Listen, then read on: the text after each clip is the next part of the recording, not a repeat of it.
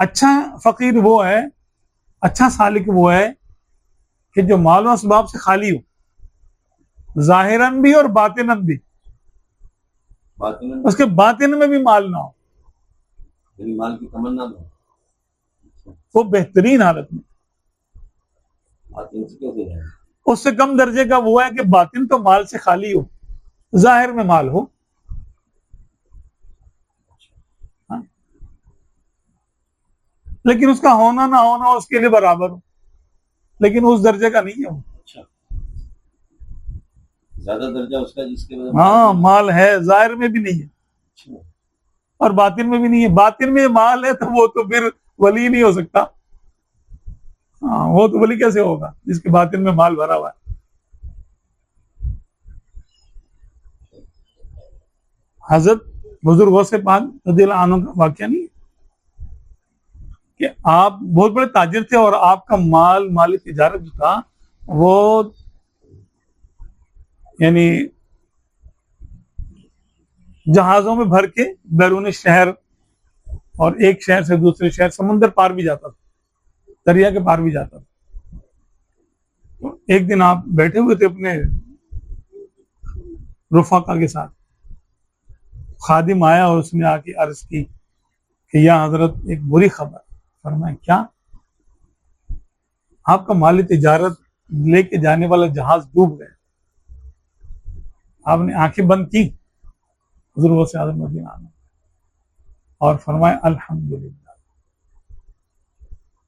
لوگوں کو بڑا ہوا یار یہ حمد کرنے کا کون سا موقع ہے؟ یہ تو استرجاع کا موقع ہے کہ یوں کہا جائے انا للہ و انا الیہ راجعون، چلو بھائی اللہ نے جو کیا بہتر کیا۔ صبر کا موقع ہے نا، شکر کا موقع تو نہیں ہے یہ آپ شکر کر رہے ہیں۔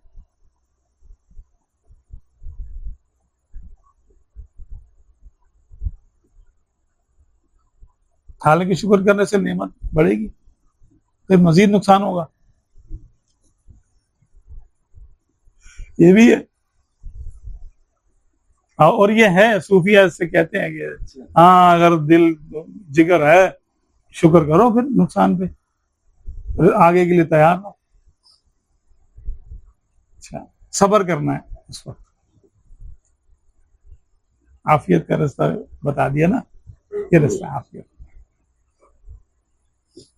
پھر کچھ عرصے کے بعد آپ دوبارہ بیٹھے ہوئے تھے تو پھر وہی خادم آیا، اس نے آ کر عرض کی کہ یا حضرت وہ خبر غلط تھی، ہمارا جہاز نہیں تھا، وہ کوئی اور جہاز تھا، ہمارا جہاز تو پار پہنچ گیا خیر خیریت کے ساتھ۔ آپ نے پھر آنکھیں بند کی اور فرمایا الحمدللہ۔ پھر کسی نے پوچھا کہ حضرت دونوں مرتبہ الحمدللہ کہنا کیا معنی رکھتا ہے؟ صبر کے وقت بھی الحمدللہ اور شکر کے وقت بھی الحمدللہ، سمجھ میں نہیں آیا۔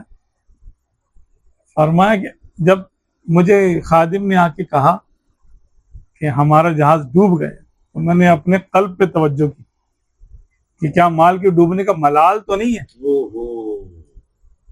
مجھے اس خبر سے جھٹکا تو نہیں لگا کہ مال چلا گیا۔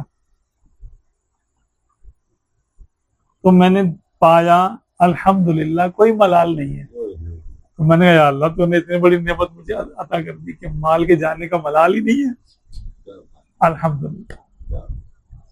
پھر جب اس نے آ کے کہا 10-15 دن کے بعد کہ حضرت وہاں یعنی ہمارا مال تو پہنچ گیا، ڈوبا نہیں، تو میں نے پھر غور کیا کہ مال کے بچ جانے پر خوشی تو نہیں ہے،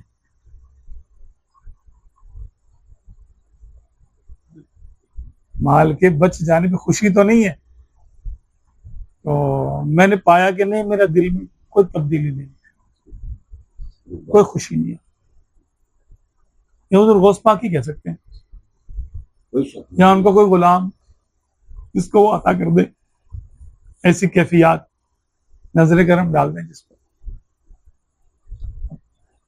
تو میں نے پایا کہ نہیں ایسی کوئی بات نہیں ہے، تو میں نے کہا الحمدللہ، یعنی مال کا آنا یا جانا میرے دل پہ اثر انداز نہیں ہوتا، قلب جو ہے وہ مال سے خالی ہو گئے۔ یہ ہے کمال۔